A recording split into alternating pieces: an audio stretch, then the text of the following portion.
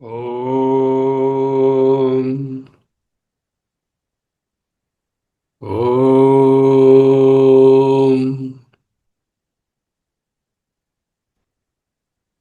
ఓం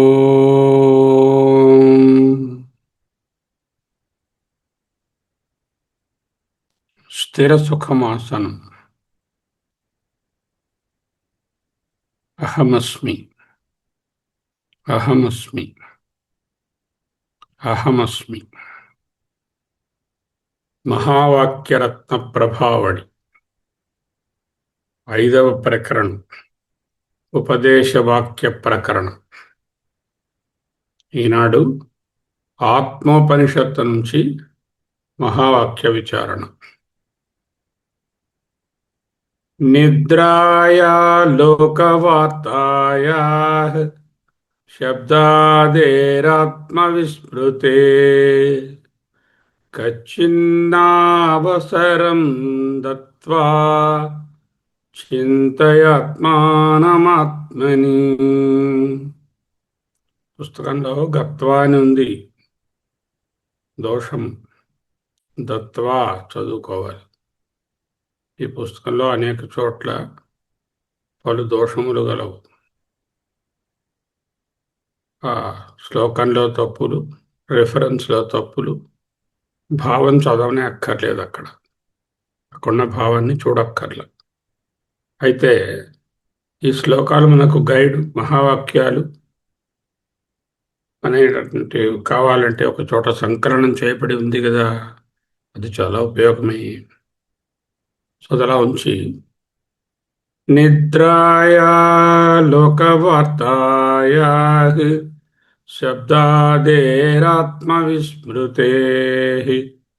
కచ్చిన్నావసరం దత్వా చింతయాత్మానమాత్మని. ఈ ఆత్మోపనిషత్తు అద్వైత సాధనలో అత్యంత ముఖ్యమైనటువంటి ఆత్మానుసంధానం, నిధిధ్యాస, నిష్టను బోధిస్తుంది. ఆత్మను తెలుసుకోవడానికి క్రొత్తగా ఏదో ఒక వస్తువును సంపాదించమని ఈ మంత్రం చెప్పడం లేదు. ఇప్పటికే శ్రవణ మననాల ద్వారా తెలిసిన ఆత్మతత్వం నుండి మనసు మరలిపోకుండా జాగ్రత్త పడమని చెప్తుంది. తద్వాద అప్రచ్యుతో భవేత్ అనే కారిక భావాన్ని నిద్ర, లోకవార్త, శబ్దాది విషయాసక్తి 3 చెప్పారు. నిద్రయా, లోకవార్తాయా, శబ్దాదేహి 3 చెప్పారు. ఇవన్నీ ఇక్కడ స్వతంత్రంగా దోషాలు కావు. నిద్ర దోషం ఎలా అవుతుంది? నిద్ర కావాలి. అలాగా వీటి వలన కలిగేటటువంటి దోషము ఇండైరెక్ట్ ఆత్మ విస్మృతి వస్తుంది. అంటే అతి నిద్ర, లోకవార్తల మీద కాన్సన్ట్రేట్ చేయడం, శబ్దాది విషయాసక్తి ఏం చెప్తుంది? ఏం చేస్తుంది? ఆత్మ విస్మృతి వస్తుంది. నిద్రాయా లోకవార్తాయా శబ్దాదేహి ఆత్మవిస్మృతే కచ్చిన్నావసరం దత్వా. వీటి కొంచెం కూడా అవసరం, అవకాశం దత్వా ఇవ్వకుండా ఏం చేయాలి? చింతయాత్మానమాత్మని. నిద్ర, లోకవార్తలు, శబ్దాది విషయాసక్తులు ఎక్కడ సమస్య? ఆత్మవిస్మృతే అనే పదంలో సంగమిస్తాయి. పాదాంత భాగమైనటువంటి చింతయాత్మానమాత్మని దానికి ప్రతి విధానాన్ని సూచిస్తోంది. ఈ కారణంగా ప్రమాదము లేని, జారుబాటు లేని, ప్రమాదరహితమైన బ్రహ్మనిష్టకు ఉపదేశం. నిద్రాయా, నిద్ర ఎందుకు చెప్పబడింది? నిద్ర సహజమైనటువంటి శారీరక అవస్థ. ఉపనిషత్తు నిద్రపోవద్దయ్యా అని చెప్పదు. అలా అర్థం చేసుకోకూడదు. నిద్ర అంటే ఏమిటి? జాగరూకమైనటువంటి ఆత్మవిచారాన్ని కప్పివేసే తామసిక ఆవరణ అంటూ చూడాలి. అతి నిద్రాలోలుడు, తెలివిలేని మూర్ఖుడు, పరమార్థం గానలేక వ్యర్థంగా చెడతాడు. అంటే నిద్ర అంటే ఏంటి ఇక్కడ? తామసిక ఆవరణ. భగవద్గీత కూడా అదే చెప్తుంది. నాతి అశ్నతస్తు యోగి నచైకాంతమనశ్నత నాతి స్వప్నశీలస్య జాగ్రత్తో నైవ చార్జున. అవసరమైన విశ్రాంతిని మించి మనసు జడత్వంలోకి జారిపోవడమే ఇక్కడ నిద్ర. విచారణకు ఆసక్తి కోల్పోవడం, ఆత్మనిష్ట నుండి అలసత్వంతో మరలిపోవడం, ఇవన్నీ ఈ పదం సూచించే సాధనపరమైన ప్రమాదాలు. వేదాంత సాధనలో సమస్య నిద్ర అనే అవస్థ కాదు, స్వరూప అవధానాన్ని కోల్పోవడమే నిద్ర. ప్రమాదో వై మృత్యు అహం బ్రవీమి అన్నారు సనచ్చత్. ప్రమాదం అంటే జారుబాటు. జారుబాటు అంటే ఏమిటి? ఆత్మతత్వం నుంచి జారిపోవడమే ప్రమాదము. అదే నిద్ర. సుషుప్తిలో ద్వైత ప్రపంచం కనిపించదు. మరి అది జ్ఞానమే అవ్వాలిగా. ప్రతిరోజు సుషుప్తిలో నేను ఆత్మజ్ఞానిని అని అంటున్నామా? కాదు. ఎందుకు? అక్కడ నేను అద్వితీయ బ్రహ్మను అనే జ్ఞానపూర్వమైనటువంటి నిశ్చయం లేదు. ఏదో పడుకున్నాం, అన్నీ మర్చిపోయాము, ఆదమరచి ఎదిరిపోయాము. ఏది మర్చిపోతే అప్పుడు ఏది లేకపోతే జ్ఞానం అయిపోవాలి కదా. ప్రపంచం ఉపశమించిస్తే జ్ఞానం కావాలి కదా. అది జ్ఞానం కాదు. ఎందుకు? అది అద్వితీయ బ్రహ్మను అనే నిశ్చయ జ్ఞానం కాదు. నిద్ర అనేటటువంటి డీప్ స్లీప్లో ఉండే ఆ బీజ రూపంలో ఉండేటటువంటిది అవిద్య బీజ రూపంగా కొనసాగుతూ ఉంటుంది. ద్వైత ప్రతీతి లేకపోవడమే మోక్షమైతే, ద్వైతం అనేది తెలియకుండా పోవడమే మోక్షమైతే, ప్రతి జీవి రాత్రిలో ముక్తుడైపోవాలి. కానీ అలా అవడం లేదు. జ్ఞానం అనేది కేవలం మనోవృత్తి లేకపోవడమే కాదు, అవిద్యా నివృత్తితో కూడినటువంటి స్వరూప నిశ్చయం. అందుకే ఈ మంత్రంలో నిద్రాయాహ్ అనే పదం ఒక సూక్ష్మమైనటువంటి హెచ్చరికను ఇస్తోంది. ఆత్మవిచారం నుండి జారిపోయి జడత్వాన్ని ఆశ్రయించవద్దు. నిర్వికల్పతను తామసిక లయతో కలపవద్దు. రెండవది ఏమిటి? లోకవార్తాయాః నిద్రాయాః లోకవార్తాయాః శబ్దాదేః ఆత్మవిస్మృతే కచ్చిన్న అవసరం దత్వా చింతయాత్మానమాత్మని.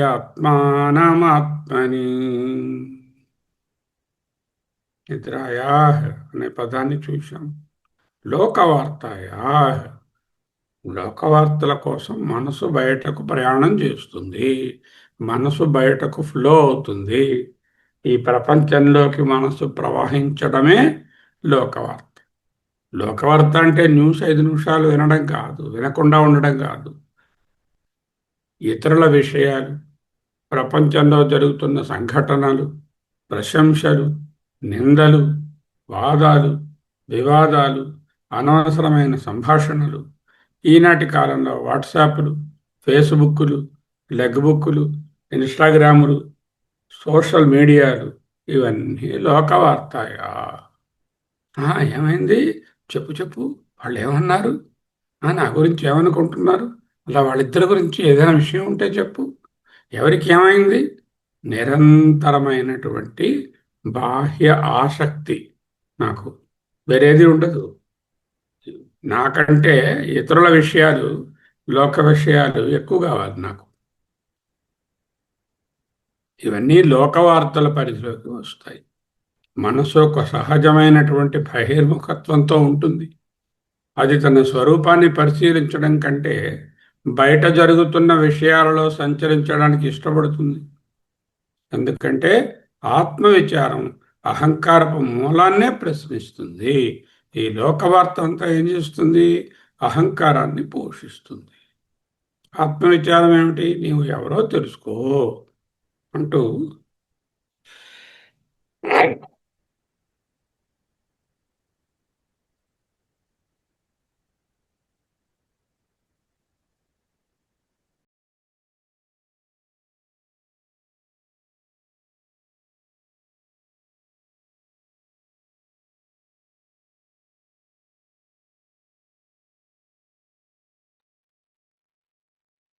అహమస్మి, అహమస్మి.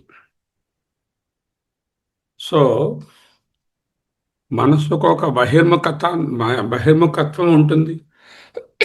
స్వరూపాన్ని పరిశీలించడం కంటే బయట జరుగుతున్న విషయాలలో సంచరించడానికి మనసు ఎక్కువగా ఇష్టపడుతుంది. చూడండి, చాలా సమయం మీరు ఎవరు అనే విచారం ఎంతమంది చేస్తున్నాం? ఎప్పుడూ బయట విషయాలే. ఆత్మవిచారం అహంకారం యొక్క మూలాన్ని ప్రశ్నిస్తుంది. లోకవార్త మాత్రం అహంకారానికి గొప్ప తవ్వి నీళ్లు పోస్తూ ఉంటుంది. నేను అనే కేంద్రాన్ని నిలబెట్టి ఇతరుల గురించి ఆలోచనలు నిరంతరం కావడానికి అవకాశం ఇస్తుంది. దీనినే లోకవార్త, లోకవార్తాయాం, లోకవార్తలను విడవమనే ఉపదేశం. లోకేషణ సామాజిక జీవితాన్ని విడిచిపెట్టమని కాదు, అనవసరమైన బహిర్ముఖ మనోవ్యాపారాలను ఆత్మ విస్మృతికి కారణం కాకూడదు అని అర్థం. అవసరమైన వ్యవహారం జరుగుతుంది. వ్యవహారమే మనస్సును పూర్తిగా ఆక్రమించి స్వరూప స్మృతిని తొలగించకూడదు. నిద్రాయా లోకవార్తాయా సంధి చేస్తే నిద్రాయా అవుతుంది.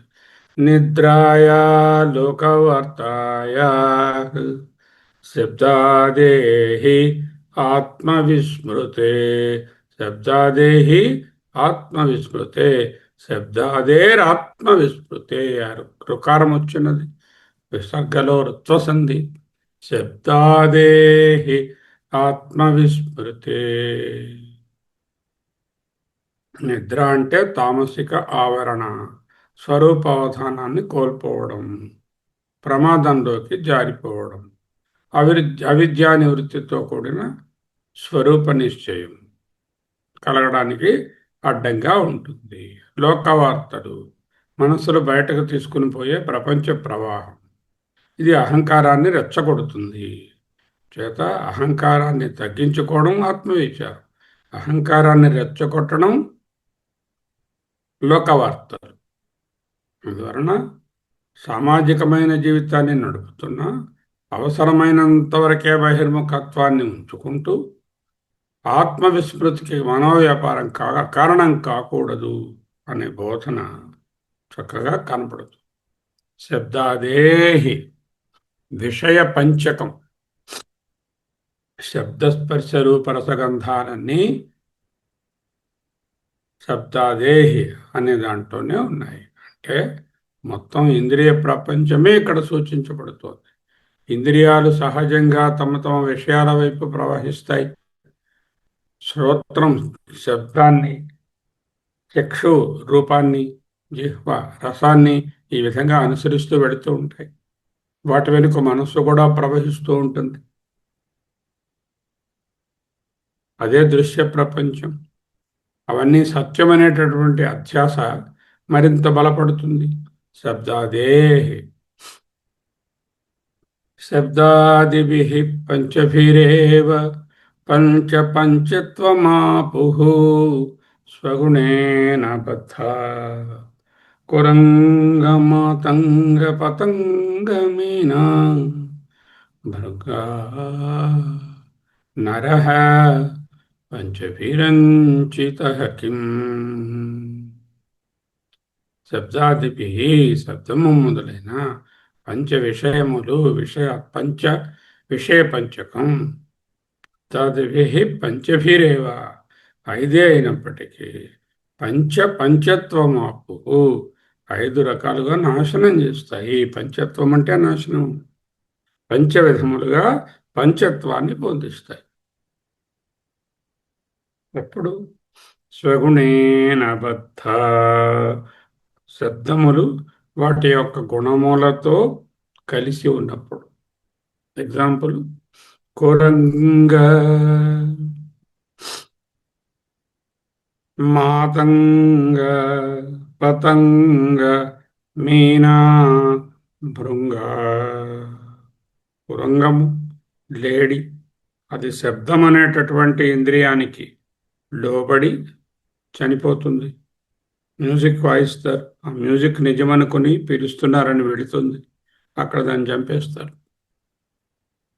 కురంగం, మాతంగం, ఏనుగు. ఆడ ఏనుగు టచ్కి మురిసిపోయి మగ ఏనుగు అగర్తిలో పడిపోతుంది. అది మాతంగానికి టచ్కి సంకేతంగా చెప్పారు. పతంగం, మిడత. మండుతున్న అగ్ని ఏదో తినుబండారం అనుకుని దానిలో ప్రవేశించి మృతి చెందుతుంది. మీన, చేప. ఆ ఎర చూసి అది రుచిగా ఉంటుందని కొరికి ఆ హుక్కుకి తగిలి మరణిస్తుంది. భృంగ, తుమ్మెద. పువ్వులలో వాసనను ఆస్వాదిద్దామని వెళ్ళి వాసన అనే గుణానికి లోబడి ఆ పువ్వుల యొక్క విషపు వాసనను ఆస్వాదించి చనిపోతుంది. అంటే ఒక్కొక్క జంతువు ఒక్కొక్క ఇంద్రియం ద్వారా లాగబడి చనిపోతుంది. కానీ నరుడున్నాడే, ఈ మానవుడు, నరహ పంచభిః, ఐదిటితో లాగబడుతున్నాడు. అంచిత కిం, వీడి దుర్గతి ఏమందును. ఒక్కొక్క ఇంద్రియానికి లోబడినటువంటి జంతువే నాశనమవుతోంది. ఈ మహానుభావుడు 5 ఇంద్రియాలతో లాగబడుతున్నాడు కదా, వీడి దుస్థితి ఏమందును. వివేక చూడమని. శబ్దాదిభిః పంచభిరేవ పంచ పంచత్వమాపుః స్వగుణేన బద్ధ కురంగ పతంగమీనా భృంగా నరః పంచభిరంచితః కిం. శబ్దస్పర్శ రూపరసగంధాలన్నీ కూడా విషయ పంచకం అంటాం. ఈ ఇంద్రియ ప్రపంచమే ఇక్కడ సూచించబడుతుంది. ఇంద్రియాలు సహజంగా తమ తమ విషయాల వైపు ప్రవహిస్తాయి. ఇక్కడ కూడా విషయాలను నాశనం చేయడం లేదు. శబ్దం వినిపించినప్పుడు, రూపం కనిపించినప్పుడు ప్రపంచ వ్యవహారంలో కళ్ళు చెవులు మూసుకోమని చెప్పడం లేదు. ఇంద్రియాలను మూసుకుంటే మంచి విషయాలు ఎలా గ్రహిస్తావు? రెండిటికీ డోర్వే అదే కదా. ఉపనిషత్ పుస్తకం చదవాలి అంటే కన్ను తెరవాలి కదా. అధ్యయన భారతిలో వినాలి అంటే చెవులు వినాలి కదా. అంటే మంచి విషయాలకు ఇంద్రియాలు కావాలి, చెడు విషయాలకు ఇంద్రియాలు కావాలి. వాటిని ఏమిటన్నారు? ద్వారములు. ద్వారం అంటే ఏమిటి?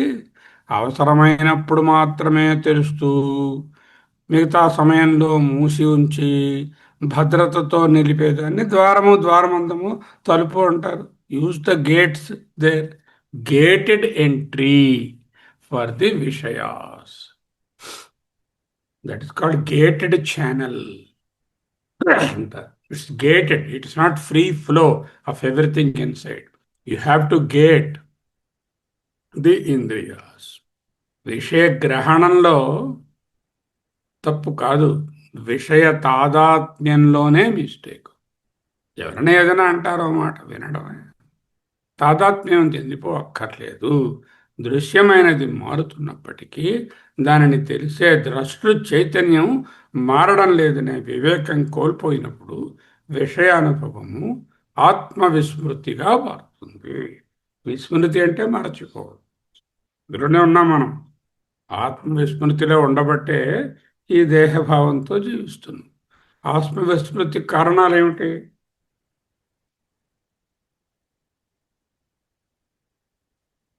నిద్రాయా లోకవార్తాయాః శబ్దాదేః ఆత్మవిస్మృతే.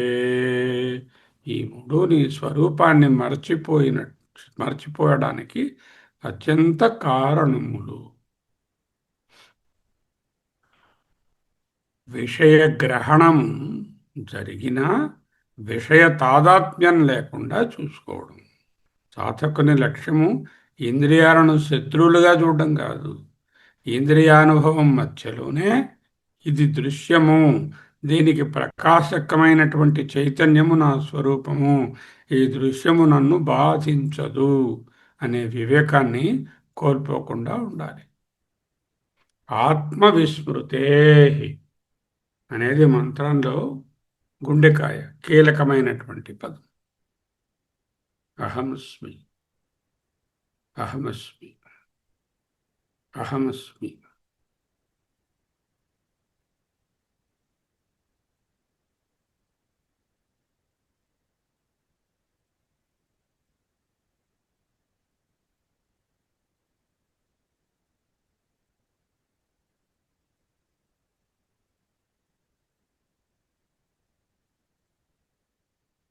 నిద్రాయా లోకవర్తాయాః శబ్దాదేః ఆత్మవిస్మృతే. ఆత్మవిస్మృతేః ఈ మంత్రాన్ని అర్థం చేసుకోవడానికి తాళం చెవి ఆత్మవిస్మృతే. నిద్ర ఎందుకు సమస్య? ఆత్మవిస్మృతికి అవకాశం కలిగిస్తుంది. నిద్ర అంటే ఏమిటి?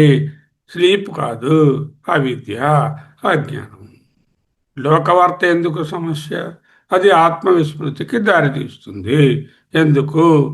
24 గంటలు లోకవార్తల మీద కాన్సన్ట్రేట్ చేసి బతికితే అవి లోకవార్తలన్నీ అహంకారాన్ని పెంపొందించే వాటిగా ఉంటాయి.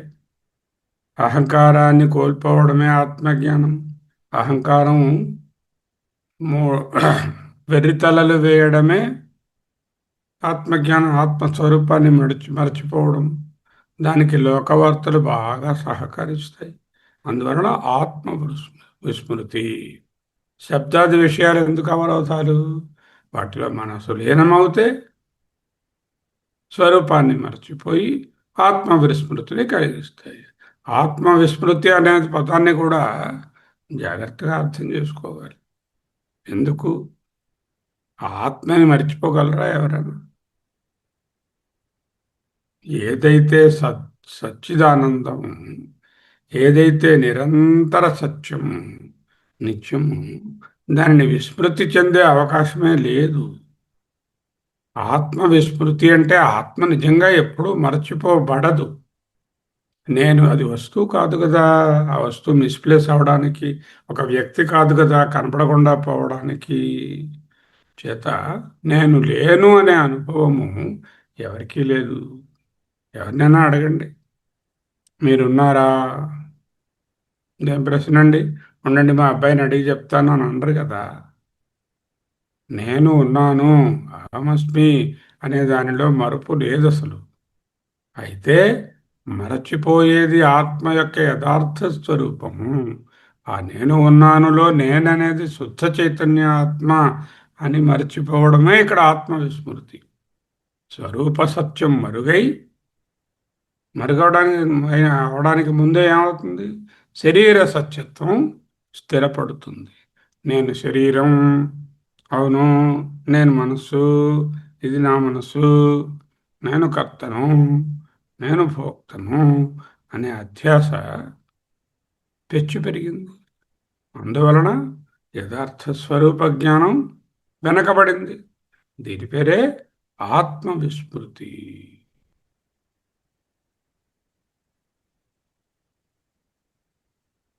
ఆత్మస్మరణం అంటే ఏదో దూరంగా ఉన్న బ్రహ్మాన్ని పదే పదే మంత్రాలతో జపం చేయడం, జ్ఞాపకం తెచ్చుకోవడం కాదు కదా.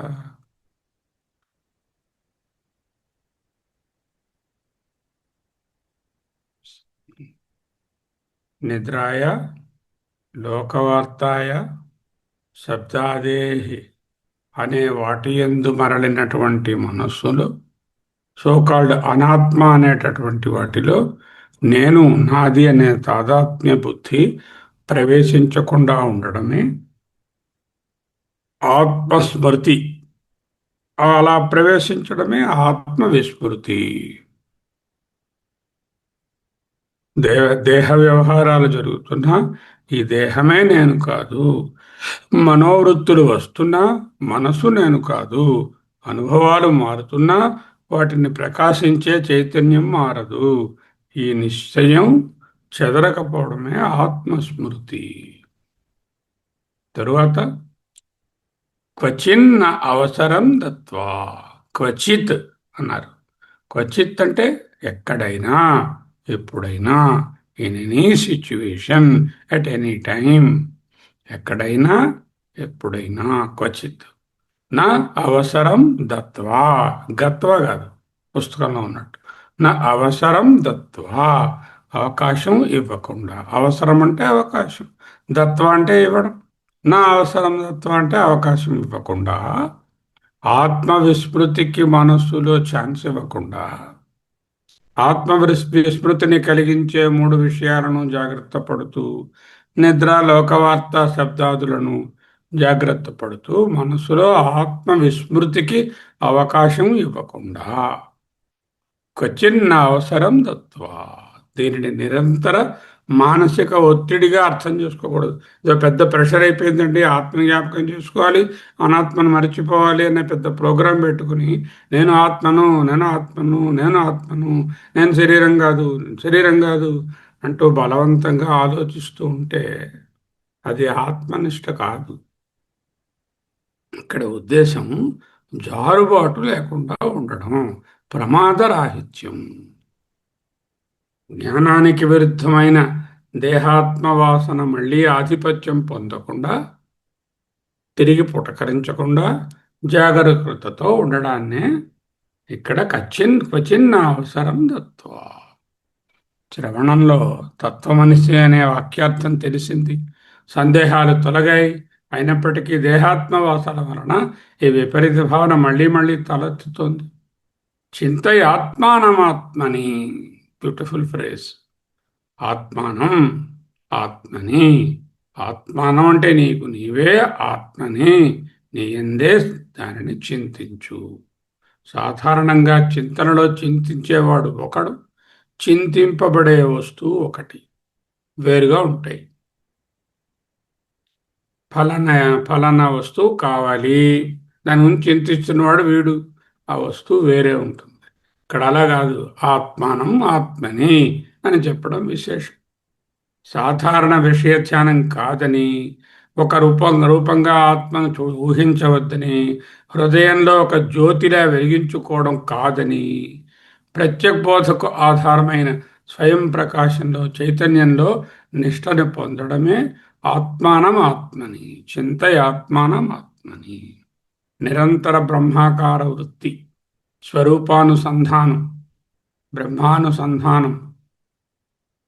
క్వచిన్న అవసరం దత్వా అనేటటువంటిది ప్రమాదో బ్రహ్మనిష్టాయాం న కర్తవ్య కదాచన అనే వివేక చూడమని దగ్గరగా ఉంటుంది. విపరీత అధ్యాసను, నిరంతర స్వయం సిద్ధమైన చైతన్య స్వరూపంపై ఉన్నటువంటి విపరీత భావనను, అధ్యాసను నిరంతరం వివేకంతో క్షీణింప చేసుకోవడమే చింతయాత్మానం ఆత్మని. వాక్యవృత్తిలో, త్వంపదార్థ నిశ్చయంలో, అహం అనే ప్రతి అనుభవంలో అవ్యభిచారిగా ప్రకాశిస్తున్న ప్రత్యక్ష చైతన్యాన్ని తన నిజస్వరూపంగా, త్వంపదార్థంగా నిశ్చయించుకోవడం. ఇదే బ్రహ్మానుసంధానం. చింతయాత్మానం ఆత్మని. సాధన క్రమం నిద్రాయా అంటే ప్రమాదము, లోకవార్త, శబ్దాదులు. ఈ విధంగా ఆత్మను వెదకడం నుండి ఆత్మను తెలుసుకోవడం వరకు, ఆత్మను తెలుసుకోవడం నుండి ఆత్మను మర్చిపోకపోవడం వరకు, అక్కడి నుండి నేను ఆత్మను అనే సహజ నిష్ట వరకు తీసుకుని వెళ్ళే ఉపదేశమే క్వచిన్న అవసరం దత్వా చింతయాత్మానం ఆత్మని. ఓం తత్సత్. అహమస్మి, అహమస్మి, అహమస్మి, అహమస్మి, అహమస్మి.